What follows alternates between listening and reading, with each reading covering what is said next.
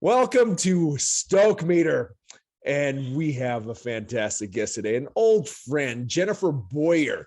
Jennefer Boyer is the executive director of Team Survivor Northwest. Now, I knew Jennefer back in New York City, back in the early 2000s. And at that time, you were just doing your master's degree in public health, right? That's right. That's what drew me to the city. That is amazing. And she and her husband, Jason, do some wonderful things. But of course, her background is in public health. And she's almost 20 years experience now, right? Yeah. Right. But you've been all over. And this is what I love. I mean, back in the day, you were over at the WHO, the World Health Organization. And then you've been all over the place in all kinds of different countries, and you've adopted a number of kids. My goodness, what haven't you done, Jennefer? Well, apparently I'm not going for boring, because even our household is definitely not boring. I like it. And well, the other thing too, when I heard what you were doing up there in Seattle with this Team Survivor, I had to take a look and dig deep into that. But for those of you that might not know, Team Survivor is something, I'm going to read this exactly from your website: empowering women who have had cancer, a cancer diagnosis, to survive and thrive through fitness, health, and wellness services. It's quite a mouthful, but it also sounds pretty inspiring what you folks do on a day-to-day basis. And with that being said, and of course, then Gary's up there in his nursing scrubs. So I have a feeling you two are going to be geeking out discussion. But Jennefer, I'm just wondering, what can you tell us of what you do at Team Survivor, and just whatever else you'd like to share? Yeah. So the organization started about 25 years ago when Dr. Julie Graylow recognized that a lot of her patients who were active and exercising were recovering better. And there was a group doing a triathlon, and they said, let's make a cancer survivor team for this triathlon. And so they started, and they had an amazing time. They bonded, and they said, we need to do more of this. So it started with that triathlon, and then it became hiking and dragon boating, and we have the foundational fitness classes at different levels, and people climb mountains, and it's an amazing inspirational group, and at the same time they're healing themselves. So the research now in the last 10 years especially has just shown undeniably that exercise has a huge impact on cancer survival and recovery, to the extent that a lot of the research is showing that it can cut mortality rates by 40 to 60% if you exercise during or after your treatment. So, we feel like this is stronger than some medicine, and this can be fun, right? So it's a way for people to gather together to feel like they're doing something, because one of the biggest concerns or issues that people have is that they lose control of their bodies. They lose a lot of control in their lives. This is a way to be like, I can take control of this, and I'm going to do it with a group of people who want to do the same thing. So it's a very empowered group. You remind me of my father, not, of course, not an image by any means, but but my father, he passed of multiple myeloma, and for years he suffered with it. But I'll be daggum if that wasn't the most stubborn individual I've ever seen. He played golf every day with his friends. He went on walks with mom. He was still very active. I'll never forget it. He played basketball at a family reunion when he was probably about 73, 74. I mean, he still had it. My nephew dropped him, 15 years old. And I just dropped him, got back up, just started laughing. And I'll never forget that, because it was such an example to me of not bemoaning your fate, and taking control of what you can control of.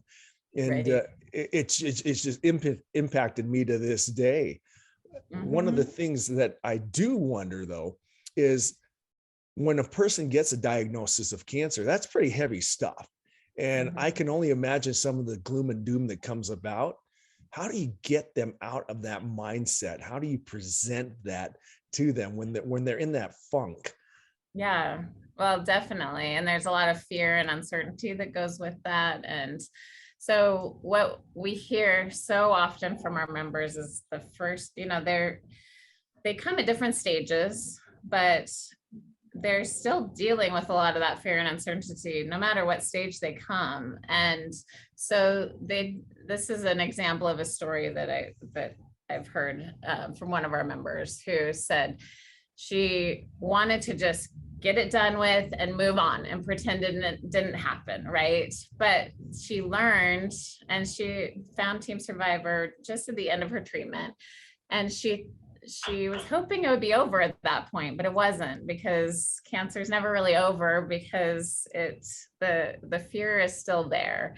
Yeah. And it had changed her. So she came to a class, and first of all, she had still had, the reason we're an organization for women is because there's a lot of physical changes that happen to your body, either from the cancer itself or from the treatment, and it can make you really self-conscious. So she comes to class and everyone gets it. If she didn't have eyebrows, and people were like telling stories about the funny reactions they got when they didn't have eyebrows, and she just felt accepted immediately.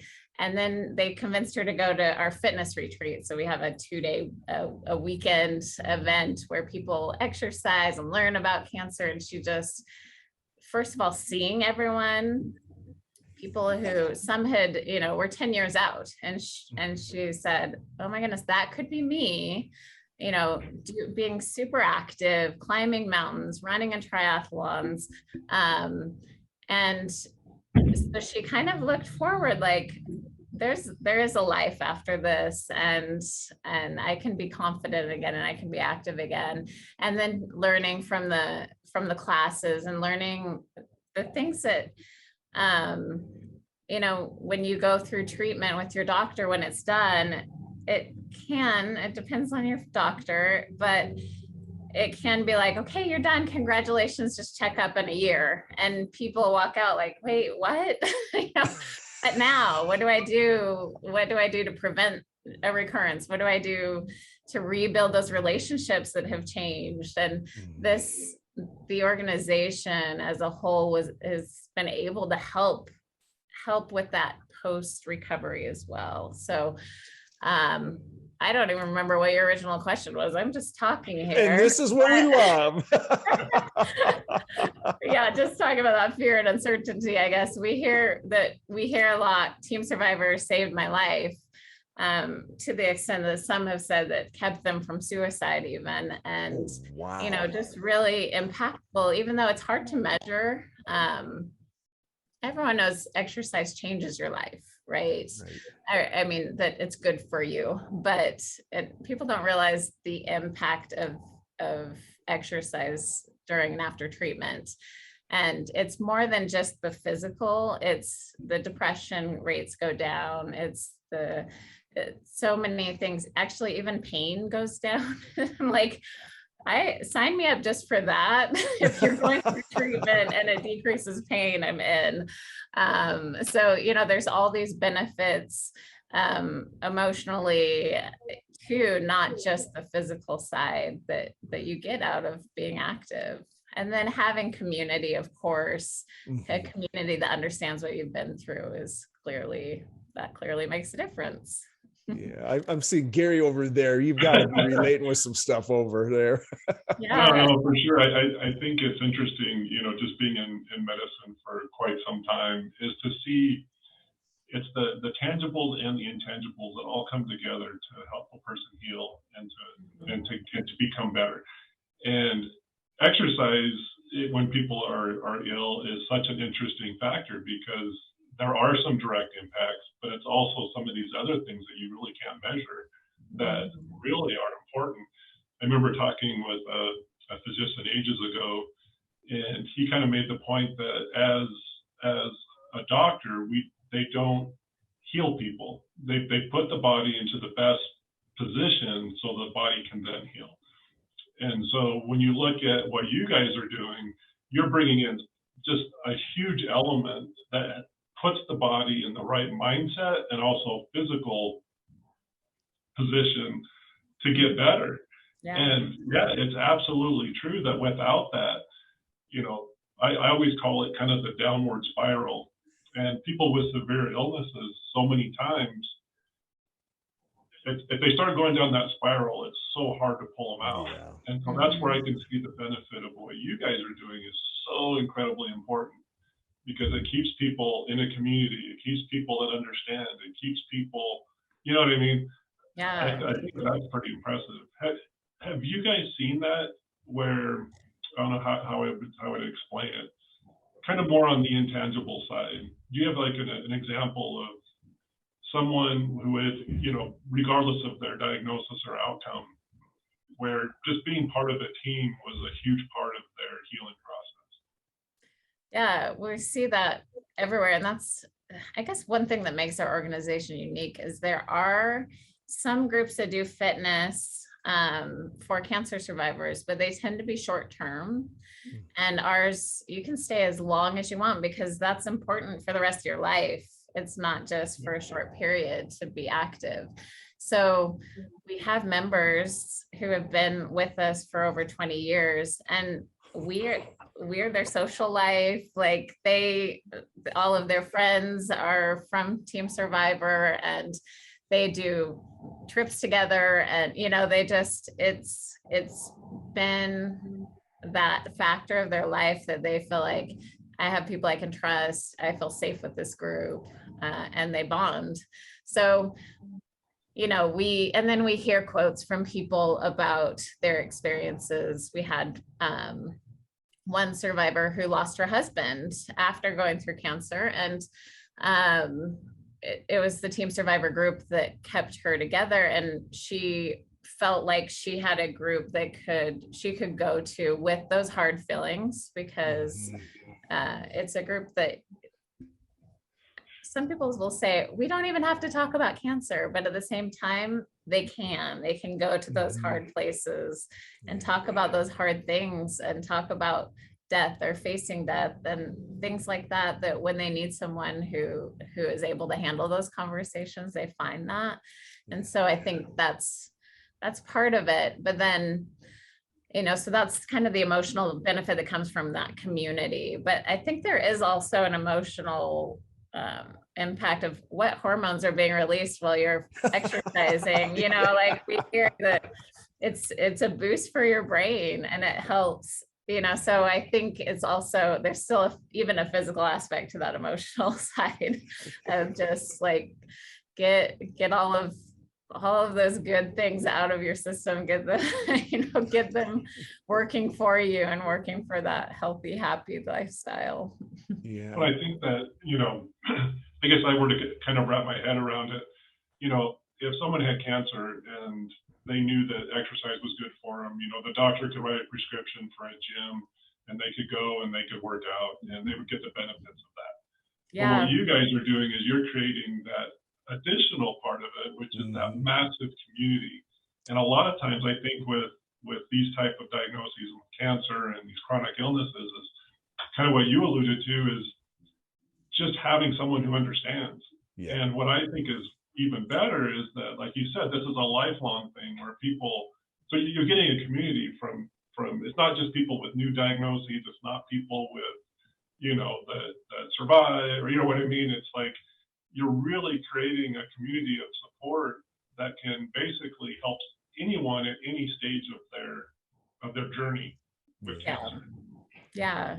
And actually having those two, having someone who's been a survivor for 15 years versus someone who's just in treatment or out of treatment, it actually really helps that mentality too, to think, oh, I could be there one day. So they support each other and they give resources to each other. And, it is a huge benefit to have that community.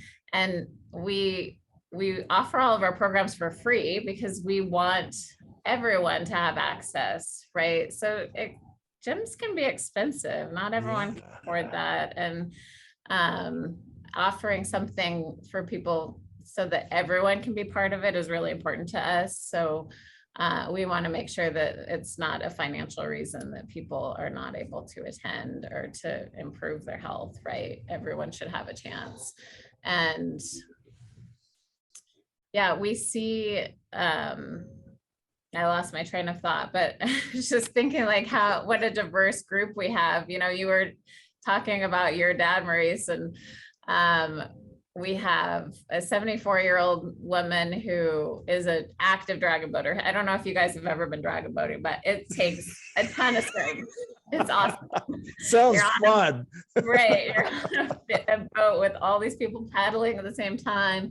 And they do competitions. They actually made it to the World Championship in France, which was canceled because of the pandemic, but like they're like, let's do this.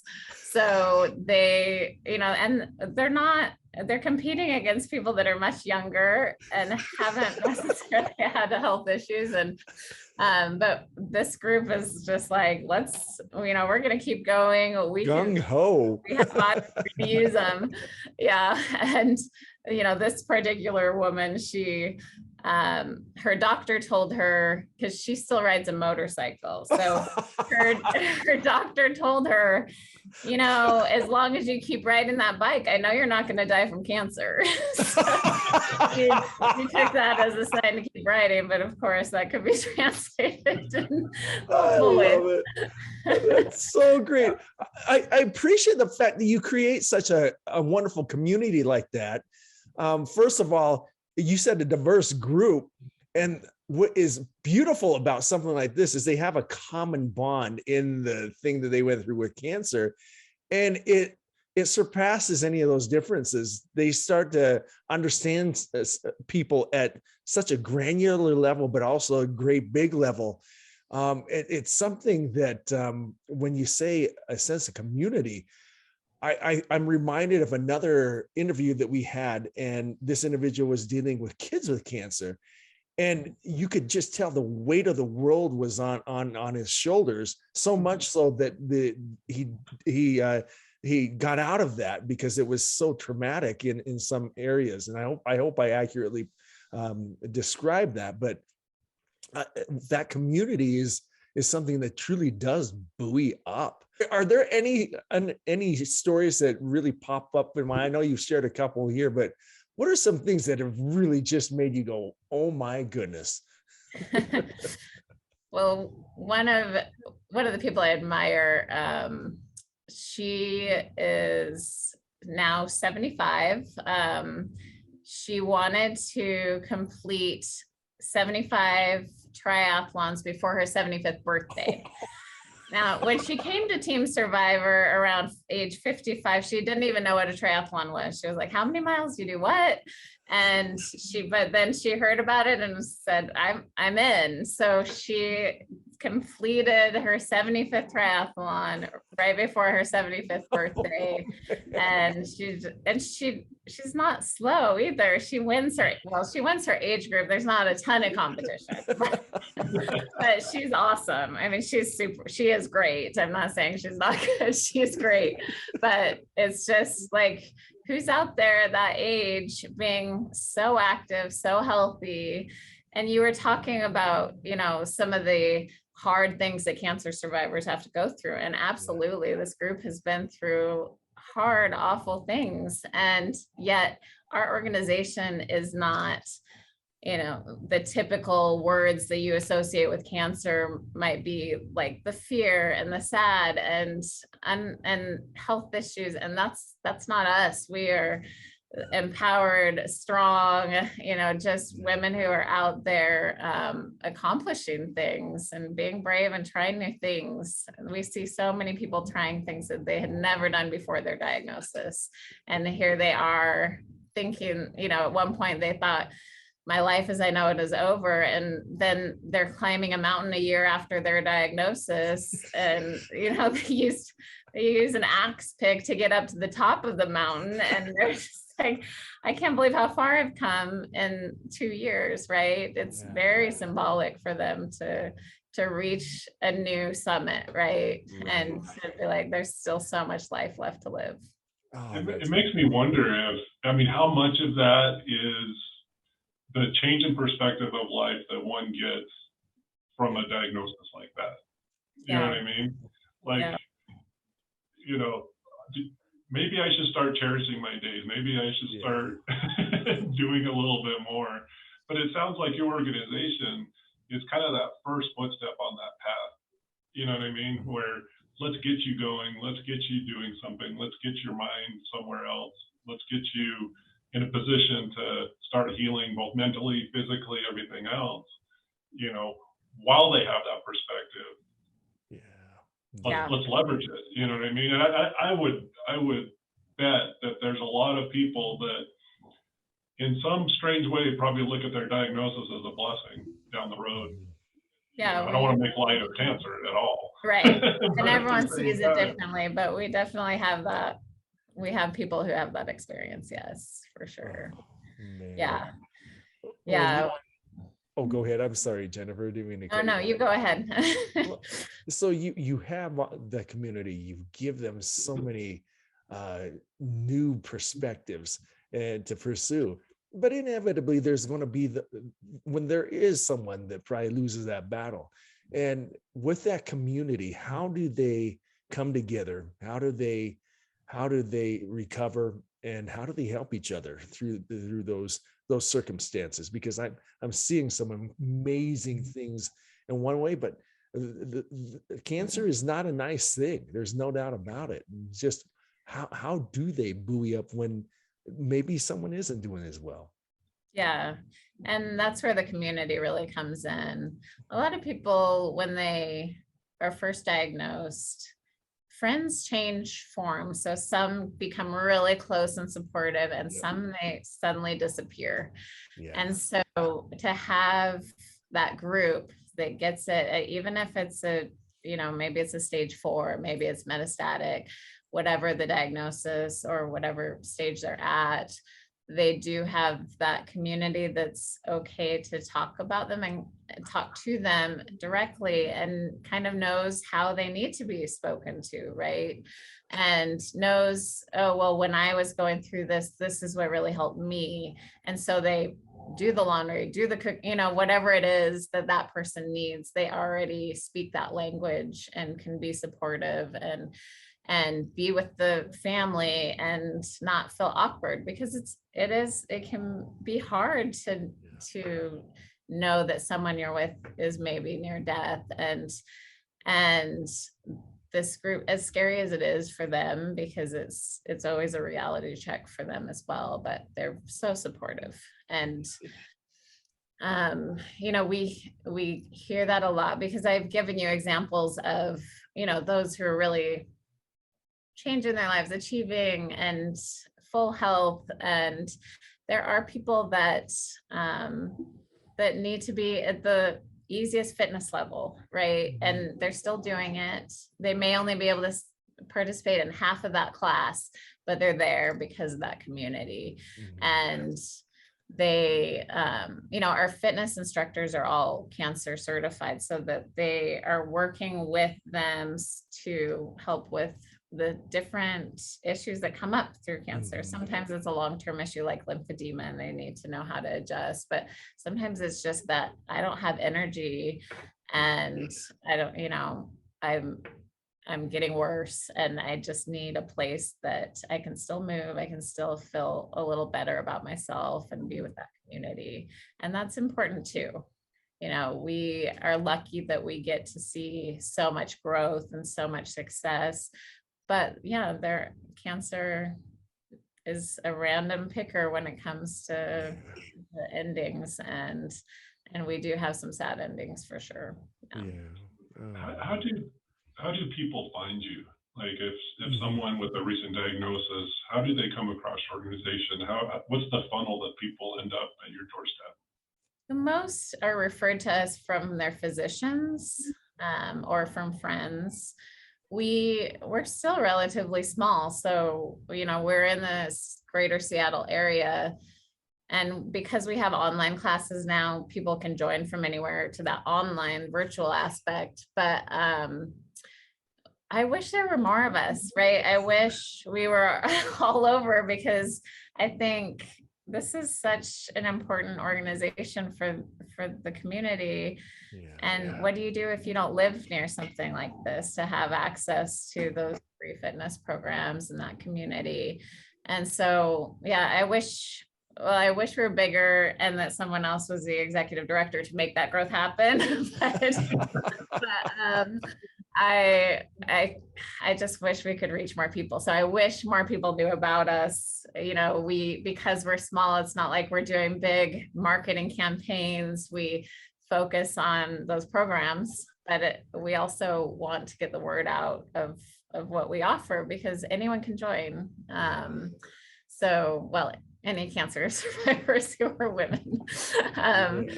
But yeah, I hope for the future that it can grow and that it can be in more places and that we can reach more women, because cancer affects 1/3 of our population at some point in their life.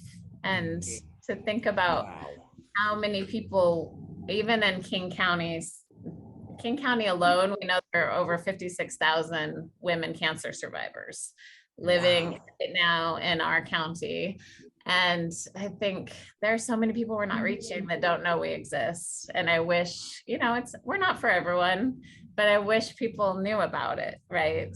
So that we can help them. What's your website? How do people find you? It's www.teamsurvivor.nw.org. That NW is for the Northwest. So awesome. survivornw.org. Yeah.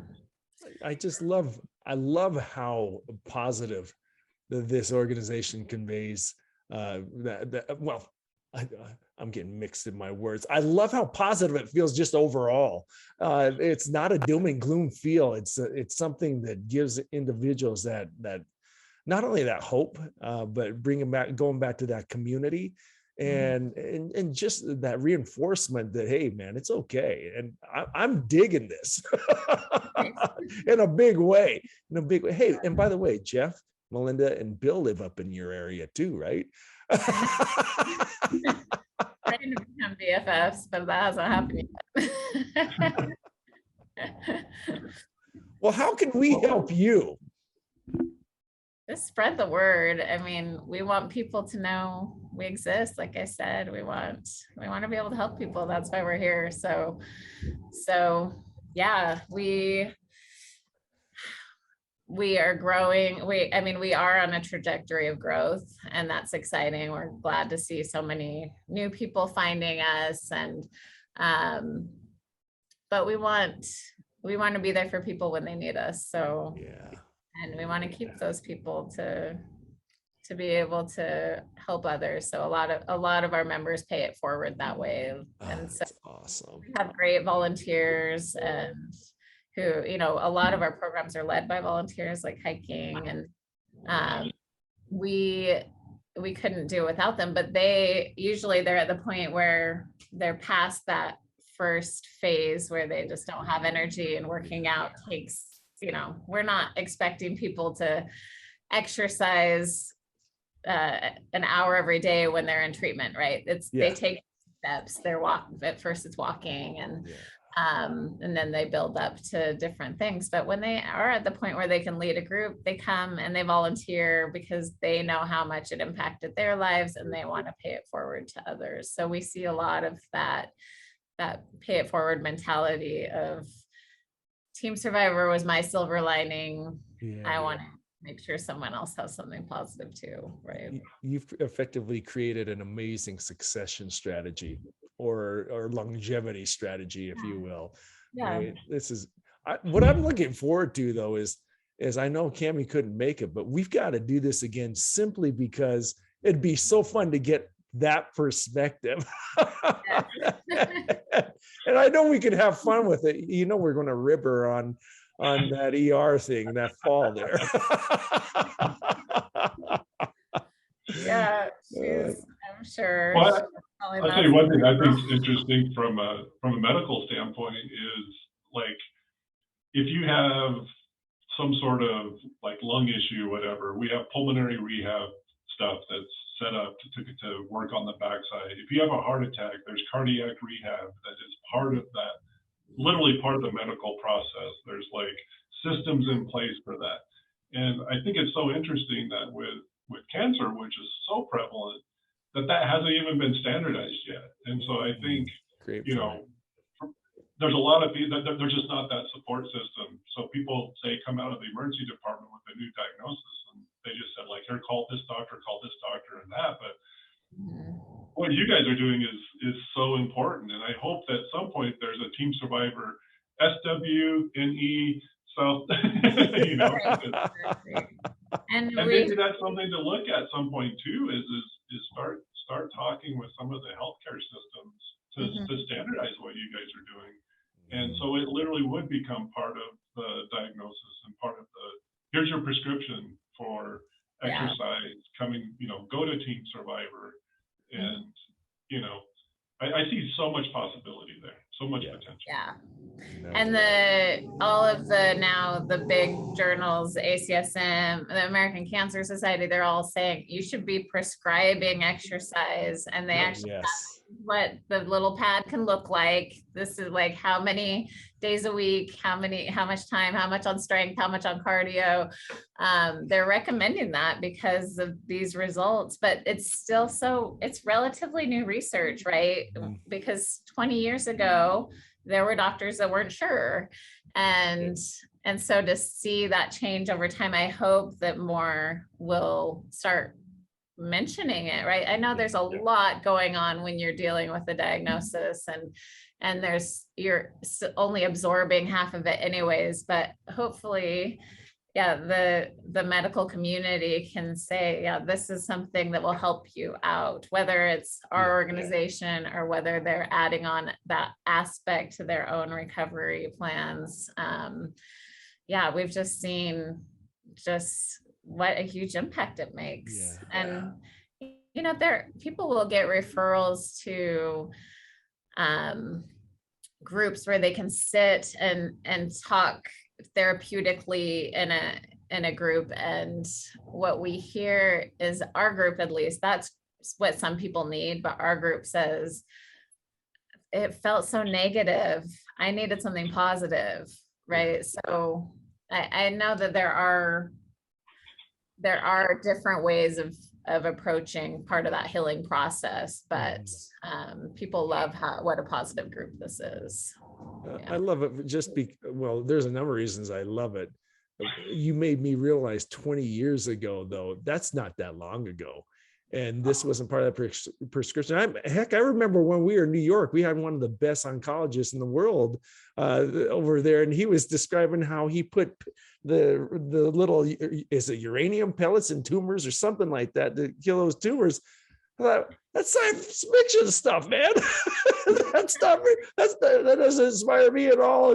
That's pretty amazing. You could do that. But I look at this, I go, I'd like this part of the prescription.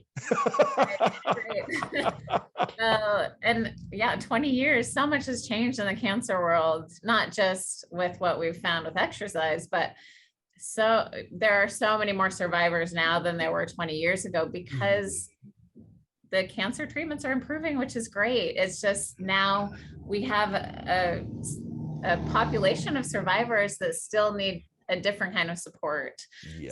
And need to know what next, right? So I think it's great that we have so many survivors. It's just now how can we help the survivor side instead of just focusing on getting to that point? And we count survivors as the moment you get that diagnosis, because you made it that day, you make it the next day, you are a survivor the moment you're diagnosed. So that's why we refer to survivors as our whole group. But although some people are like, well, I'm not a survivor yet because I'm still in treatment. No, you are a survivor. Like, look at what you've survived already. So it's, it's definitely, that survivorship area is something that's still, there's a lot that can be done to support that community still. That's subtle but incredibly powerful. It is very, Just very that much mindset, so. you know what I mean? I have a feeling next time we visit with you, which I hope is very soon. So as an addendum to the show is to again get some of those survivors, whether it's just Cami or a couple. I can only imagine the positivity overload that would ensue. That's why I love my job. I get, the world's at war and a pandemic, and I come in and everyone's talking about all these life-saving things that they're achieving things they never thought they could, and I get all the positive stuff. So I'm pretty lucky. I'll tell you what I'm kind of excited for is, in the healthcare community, as far as like I've worked in the emergency department a lot, that type of thing, is we kind of develop kind of a warped sense of humor. And I can only imagine kind of the warped sense of humor that from the survivors. But it's such a helpful thing to kind of deal with so many of these things. So that's what I'm looking for. Is it's going to be pretty warped, I'm sure. So that being said, you need to get with Cami or a couple of your survivors. Let's get everyone on a show. Let's have a party on here and just talk about those triumphs, those successes. They deserve to be shared. Does that work? Yeah, that sounds great. And thank you for your smile. Yes. Oh my gosh. People need to watch this video. You have the most contagious smile.